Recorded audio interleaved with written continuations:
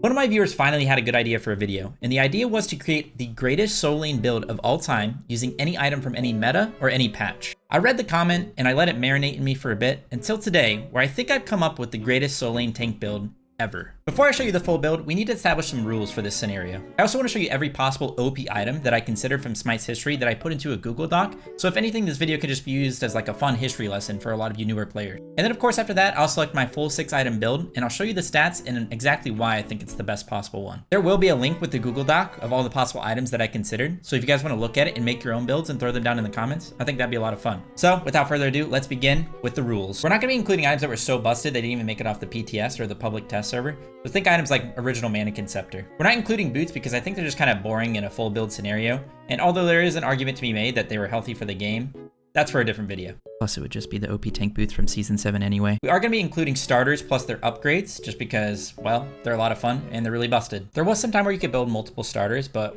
for this video we're only going to do one starter and one possible upgrade. So another rule is that the build should be realistic in an actual game scenario. So for example, Boomba's Dagger upgrade.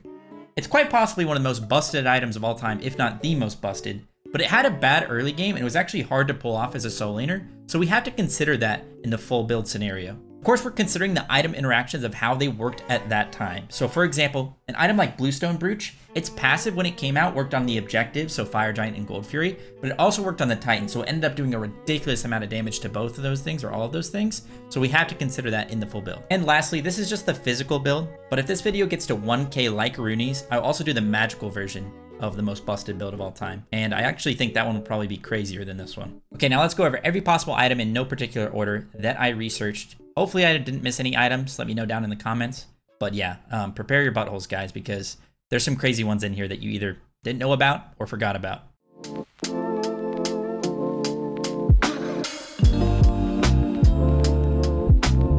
Okay, starting off with Season 1 Sovereignty. It was 2,550 gold for 450 HP, a base 65 physical prot, and then the aura or the passive gave 20 physical prot and 20 magical prot to your teammates, including yourself of course. So 85 phys prot and 20 magical prot, 450 HP, pretty good selfish defense item.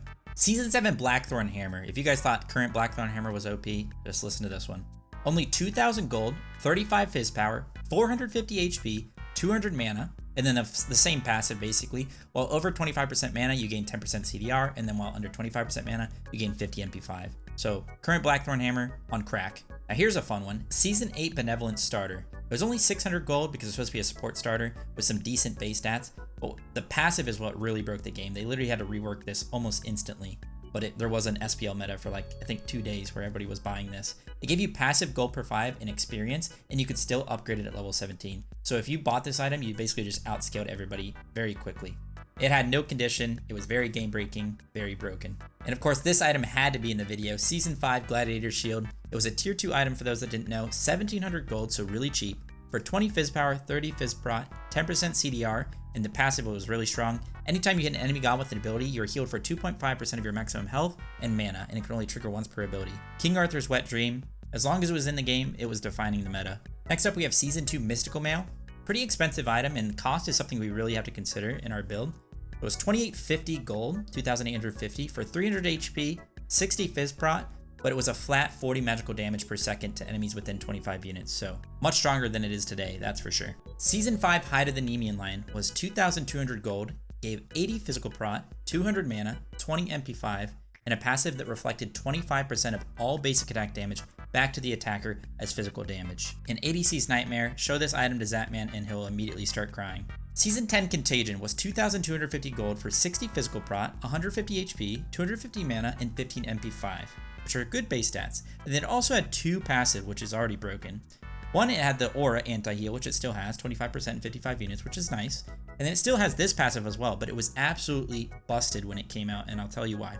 So the passive was when you're hit by a hard crowd control, the enemy receives an aura that deals 40 magical damage per second.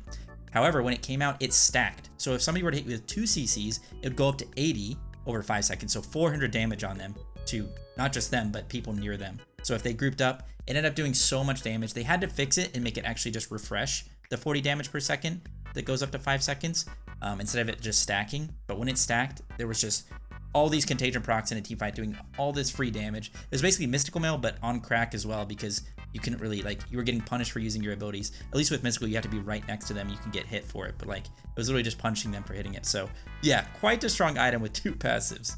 Now for a fan favorite, Season 7, the Sledge. It was 2300 gold for 40 Fizz power, 300 HP, 150 mana, 20% CCR, and a passive that for every god within 55 units of you, you gained a stacking buff that provided 10 magical prot and 10 physical prot, stacked up to 3 times. So just basically, when you're in a team fight, 30 of each prot on a passive. So a ton of really good base stats for any bruiser in the game. Solid item. Now we have Season 4 Stone of Gaia. This version of the item dominated the SPL meta for a bit, so it got changed pretty quickly, I think. So it was 2000 gold for 400 HP, 25 HP5, 15 MP5. So it had the same passive where you regenerate 2% of your max health every 5 seconds, that I think it still has to this day. But then it had a second passive. I don't know what Hi-Rez is doing with adding multiple passives to items, but hey. This second passive basically just made you immune to any displacement CC in the game. So knock up, knock back, pull, or grab once every 90 seconds, because why not?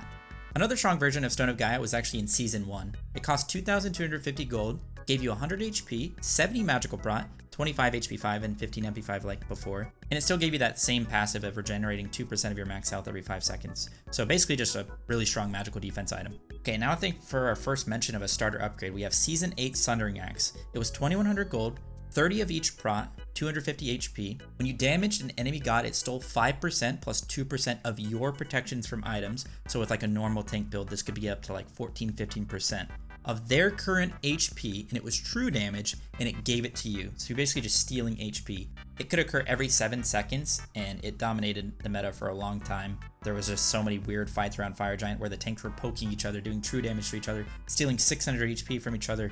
It was stupid. So here's a strong relic. We have Season 3 Thorns, but it was actually called Shield of the Underworld at the time.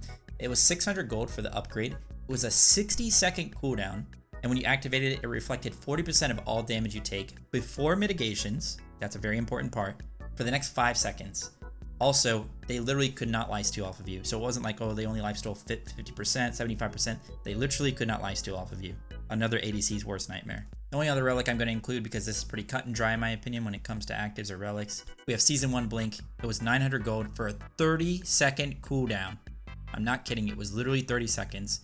And of course, it just allowed you to teleport even further than you can now, by the way. But you just had to be out of combat for a few seconds before it could be used.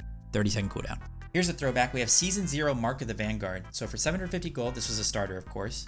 You get 5 of each prot, 155 HP, 5 HP5, and a passive that reduced all damage taken by 5. A flat 5 damage reduction. So if you don't know what that means, every instance of damage on you was reduced by 5. So every archer shot, every dot on you, every auto from an enemy god, it made you extremely tanky in the early game. Alright, we have Season 8 Boomba's Hammer upgrade, which I talked about at the beginning. 2100 gold for 300 health, 200 mana, 10% penetration, 20% cooldown reduction, and then a passive of after using an ability, you get an 80 true damage auto. Your active cooldowns are reduced by 1 second, and you're healed for 5% of your max HP. It wasn't a flat health restoration. It was so broken back then because you could just build a lot of HP and heal a ton. It already gave you HP in the base. Again, like I said, probably one of the best items of all time. And we'll go back to back with the items that we mentioned in the intro, but we have Season 8 Bluestone Brooch, 2300 gold, 45 Fizz power, 200 health, 30 HP5, 30 MP5, and a passive of when you hit them with an ability, they take an additional 75 plus 7.5% of their current health. Not true damage, it was physical damage, over 2 seconds, and you could stack it twice, so it could get up to 15% of their current health. It worked on objectives, it worked on Titan. To put this item into perspective, when you were ending the game, you literally did more damage to the Titan as a tank than your ADC did with the full damage build. Just with one item. Yep. Now for our first glyph mention, we have Season 9 Amulet of the Stronghold, so the OG version of it, which was 2700 gold, 55 magical protection, and 250 health base. And then of course the same aura that it always gives, which is 20 increased magical prots. So 75 magical protections base, and then 20% of your physical protections are converted to magical protections. So with a normal tank build, think about 120, 130 free magical protections total. Some throwbacks up next, we have Season 1 Runeforged Hammer, which was 2,050 gold for 55 physical protections, 350 HP, and a passive that converted 15% of your physical protections to physical power. So it's sort of like current Vamana passive. It was a very staple item in the early days of Soul Lane, and for good reason. Next up, we have Season 0 Focused Void Blade, which was 2,700 gold. It's very similar to many iterations of Void Shield. It gave you 25 physical power, 50 physical protections, and then a passive that literally just gave you 25 physical penetration flat. So a ton of damage for a tank item. Now for a familiar item, we have Season 7 Soul Eater, when it was probably in its most busted version, it was only 2100 gold for 30 fizz power, 10% physical lifesteal, 10% physical pen, 10% cooldown, and the passive would give you a 5% damage heal at the base. And of course you had to stack it up, and once you stacked it up and it evolved, you gained 10 more physical power, 5% more lifesteal, and then it also gave you 20% of the damage dealt as a heal. Season 1 Heavy Hammer was the tier 2 of Frostbound, and it only cost 1100 gold, it gave you 200 HP and 18 physical power, and it actually had a passive where it slowed enemies by 20% for 2 seconds when you autoed them. So it was actually really good then because you could invade with it, so it was kind of a cheese strategy. But if you brought this item back today, it wouldn't be nearly as strong just because you can't invade really. One of my personal favorites was Season 7 Bulwark of Hope. It cost 2300 gold, gave you 80 magical protections, 250 HP, 20% crowd control reduction, and then the passive was that same shield, but when you drop below 40%, you gained a shield with a health equal to 15% of your maximum HP, and that lasted 20 seconds and could occur every 60 seconds. So if you had a full HP build, a really tanky build, that shield was massive and could save you very, very easily. And there also weren't a lot of counter shield options in the game back then, so very good. Of course, we have to mention Season 8 Pridwin, which was 2400 gold, 30 of each prot, and 20% cooldown reduction. Basically, all you need to know is that it's the same item that it is now, but better. And we must include Season 10 Reverent Pridwin, which is the blue Pridwin glyph, which was 3000 gold for 25 of each prot. You know, numbers don't line up here, but that's fine. And then it gave you a shield equal to 200% of your total protections, which was a very large shield, especially when compared to the length of other things in my life. So here's a funny one. Season 0 Gauntlet of Thieves was 1850 gold. It gave you a base 600 HP, and then the passive basically just increased your max health by 15%. A kin size wet dream. And now for quite possibly the most busted tank item of all time, if stacked, we have Season 10 original version of Evolved Prophetic Cloak. It was 2300 gold for 55 of each prot, 150 HP, and 10% cooldown. But that's not where things get crazy. The passive, we had the aura that gave 30 of each prot to your teammates, which is also to you, so now we're at 85 of each prot. And then the other passive was basically if you just had any good reasonable tank build, you got 20% damage mitigation, which is the best tank stat in the game. So like I said, probably the best tank item of all time. And for the OGs, we have to include Season 2 Breastplate of Valor, which was 1950 gold, so very cheap, for 300 mana, 75 physical protections, 25% cooldown reduction, all just on the base stats, no passive. And for those that weren't aware, back then, the main cooldown options were 25% CDR, whereas the accommodating ones were 15%. So you'd get one 25% main CDR item, then get a 15% accommodating one, and you'd be full CDR. But yeah, Breastplate of Valor at that point was crazy. Okay, for a few more, we have Season 9 Sigil of the Old Guard, which is the Sigil upgrade. It was 2150 gold for 200 HP, 75 magical protection, 45 physical protection flat, and then the passive, you just got a flat 5% damage mitigation, and then also, you don't really need to read it, but basically just think of this item as a free 17% damage mitigation in most team fights. And again, damage mitigation is the best tank stat in the game, so this item made you extremely tanky. We have Season 1 Witchblade, which was a cheap 2050 gold for 45 fizz prot, 15% movement speed, 15% attack speed, and then a passive that made all enemies within 55 feet have their attack speed reduced by 15% and their physical power by 25. A fan favorite Bruiser item in Season 4 and Chile or Ansile, I don't know what it's called, but yeah, that item, 2000 gold, 40 fizz power, 50 magical protections, 10% CDR, and the passive of the silence basically. Whenever you take magical damage from an enemy ability, you can release a shockwave that silences people for 1 second within 30 units. Can occur every 30 seconds, but just basically a super strong Bruiser item. We have Season 10 Oni Hunter's Garb, which is balanced around the fact that there's now a mitigation cap, but it's 2100 gold, 150 HP, 60 magical prot, 30 MP5, 20% CCR, and a passive of 4% damage mitigation for every god near you, and it caps at 3 stacks, so 12% damage mitigation. Okay, and real quick, these next 3 items are very similar, so let's go over them. We have Season 9 Death's Embrace, the upgrade for the starter of Death's Toll, which was 2250 gold for 65 fizz power and 200 HP. The passive was when you hit an enemy with a basic attack, it restored 3% of your health and mana, and then also if there was an AoE, it would do half as much, because they started implementing that because old Death's Toll variations were very broken. But remember, when this item came out, it also procced on towers, so you could just backdoor Phoenixes and backdoor towers. It was quite broken. The next one is Season 4 Death's Toll Starter, which was 800 gold, 10 physical power, and 100 HP. And when you hit an enemy with a basic attack, it restored 8 health and 3 mana. And this version did not have the coefficient of the AoE on it, so everything that you hit would restore 8 and 3 mana, so AoE autos were very strong with this. But keep in mind, this item did not build into Death's Embrace starter upgrade, so it's not like, they're not really connected in that way, so it's going to be hard to incorporate this starter in the final build. because we want to have starter upgrades. Then we have Season 5 Berserker's Shield, which is another version of the item, which was 1700 gold. It's basically the auto attack version of Glad Shield. 1700 gold for 25 Fizz power, 15 physical prot, 15% attack speed, and then when you hit an enemy with a basic attack, it restored 1% health and mana. And then of course it had the AoE coefficient where it was 0.5% for every enemy hit after. So also a pretty strong item in that kind of healing tree. I almost forgot about this little guy who just came out. Season 10 Equinox, 2200 gold, 25 Fizz power, 20% attack speed, 7% movement speed, and the passive of when you auto somebody from the front, you heal for 2 + 1 health per level, and that's doubled against gods. And of course the back shot passive as well. When you hit an enemy god or anything from the back, you get an additional 5 + 3 physical damage per level. And then finally, the last item is Season 10 Eldritch Dagger Glyph, which is 2450 gold for 300 HP, 10% cooldown, 10% CCR, 7% movement speed, and the passive is your relic cooldowns are reduced by 50 seconds, and then also when you activate a relic, your protections are increased by 15%, and you gain the ability to see words for 20 seconds. Okay guys, it's time. We've established the huge selection of items that we can go, and we all know the rules, so let's create the best soul lane build of all time. Okay, let's begin with the starter item, a very important decision to make right off the bat. I'm gonna go with the Season 8 Warrior's Axe. Not only is the base strong, it might get bullied a little bit by like an old Season 4 Death Toll, or maybe some older variations of Bluestone, but the upgrade is really what I'm looking towards because it's gonna synergize very, very well with the rest of the build. Our first full item is going to be Season 5 Gladiator's Shield. Shouldn't be really a surprise to anybody that played with that item. It's only 1700 gold, it's a nice tier 2 bridge item. Crazy sustain in lane, you outtrade everybody that doesn't go it, so they're gonna have to go it. Still good in team fights, come mid game, they have to build anti-heal for you. Very, very strong bridge item. It's a great start off for our build.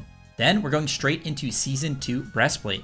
That's gonna basically put us at max CDR. Our first two items are each less than 2000 gold, so super, super cheap. Infinite mana glitch, almost 120 Fizz prots from items already. So yeah, we're feeling pretty good so far. We talked about it a bit. I think it's probably the most OP pure tank item of all time. We're going OG Season 10 Prophetic Cloak. The only downside to this item is that we have to stack it, but I think it'll be quite easy to stack when we combine Glad Shield and Breastplate. We should be able to run everybody, especially once we get later into the game. We have some other items that will help with that. Should be perfectly fine and easy to stack. In our fourth item slot, we're going to be going Season 9 Amulet of the Stronghold, so the yellow Heartward Glyph, the one that converts your physical prots to magical prots. In the entire history of Smite, this is just the highest magical defense item ever created. In our sixth item slot, we're going Season 10 Contagion. When it was in its most broken form, it's stacked, had the anti-heal on it. And I kind of wrestled between Nemean or Contagion here because I think both are pretty good in this slot. But I ended up going with Contagion because Nemean kind of only counters auto attackers or the ADC, whereas Contagion, especially when it was at its most broken, it countered basically everybody. And between the anti-heal and all that damage added up, it'll end up doing more damage than Nemean by a long shot. And of course, we're going to be upgrading our Warrior's Axe to Season 8 Sundering Axe when its numbers were the most busted. So it was 5% plus 2% of your total protections would be stolen from the enemy as true health damage and given back to you. So I'll get a bit more into the numbers for that in a second, but you just have to realize that it's basically every 7 seconds you get a 500 or 600 true health damage swing. Now for our two relics, which is a very important decision, but also a very easy one. For our first one, we're going 30-second cooldown Blink from Season 1. For our second relic, we're going 60-second cooldown Thorns from Season 2, or as it was called then, Shield of the Underworld. It reflected 40% damage to every user that hit you.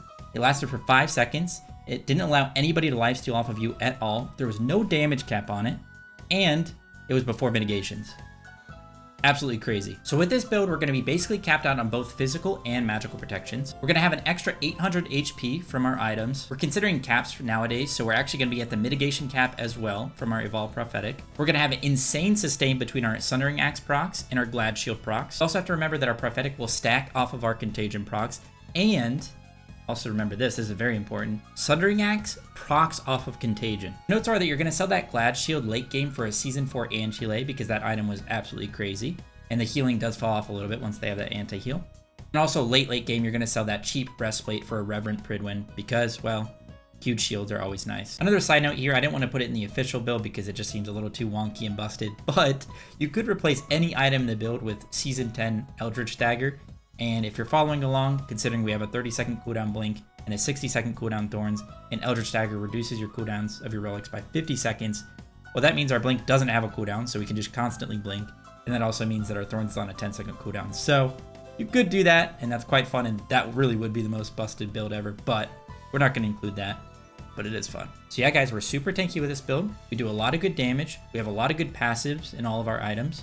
We also aren't really countered by anything, including anti-heal, because our Sundering Axe will still do the damage. We don't always need to get healed by it. A lot of the other builds you might come up with will get easily countered by anti-heal. We also don't really get countered by ADCs because we have a ton of reflect damage and we can go that Nemean if we need to. Now, there might be some builds that maybe snowball a little bit better, or when you're actually full slotted 6 items, might be a little bit better late game. But overall, realistically and consistently on basically any god, I think this is probably the best and greatest solo lane build that you could go of all time. Now, real quick, here's an honorable mention second build that I will title the greatest Bruiser build of all time. So same relics as before. We have 30-second cooldown Blink and 60-second cooldown Thorns. We're actually going to start with Season 8 Benevolence because that passive XP in gold is ridiculous. And first item, Season 5 Glad Shield, of course, into a Season 1 Runeforged Hammer for that conversion of Fizz Prot into physical power. Third item is going to be Season 4 Anchile. Fourth item, can't go wrong with the Season 10 Contagion like I talked about before. Next up, we're going to go Season 10 Reverent Pridwin. Then we're going to sell our Benevolence for Season 0 Focus Void Blade because that item was crazy. You could also probably substitute out the Benevolence for Bluestone and go Bluestone Brooch because between all that Fizz power and Prot plus Brooch passive, you're just going to be killing everybody, including their carries, very easily late game. So that's the Bruiser version of the best build of all time. I think that's basically it for me. This video took a lot of time and research, so if you would drop a like, I'd really appreciate it. Go check out the description, look at the Google Doc, and try and make a better build than me. I would love to see some of your guys' builds and see how they compare.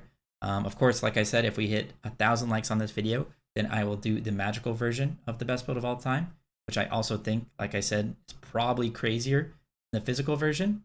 There's some crazy items when it comes to magical. But that's basically it. So I hope you guys enjoyed. Stay safe and healthy as always, and I'll see you in the next one. Peace.